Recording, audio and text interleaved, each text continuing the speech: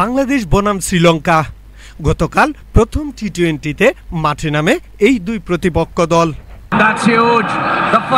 One day series হারার পরেই বাংলাদেশের আশা ছিল টি-20 সিরিজে ভালো কিছু করার। প্রথমে শুরুটা ভালো করলেও পরে ঘাবড়ে যায় বাংলাদেশ। শুরুতে তামিম ও ইমনের ঝড়ো ইনিংস শুরু করেন। ইমনের ব্যাটিং তাণ্ডব এতটাই ভয়াবহ ছিল যে বাংলাদেশ 200 রানের প্রত্যাশায় এগিয়ে চলে। এরপর পরেই নাইম শেখ, কিন্তু শেষমেশ আর ভালো হয়নি। 154 রানেই থেমে যায় বাংলাদেশের স্কোর। এরপরেই শুরু হয় শ্রীলঙ্কার ঝড়ো ইনিংস, যা ম্যাচের ঢাল বদলে দিয়েছে। জবাবে নামেন নিশাঙ্কা ও মেন্ডিস, যেন টাইগারদের উপর আগুন বর্ষণ।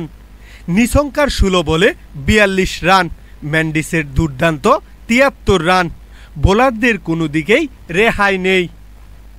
রিশাদ, মিরাজ আর সাইফুদ্দিন একটি করে উইকেট নিলেও জয়ের পথ আটকাতে পারেননি।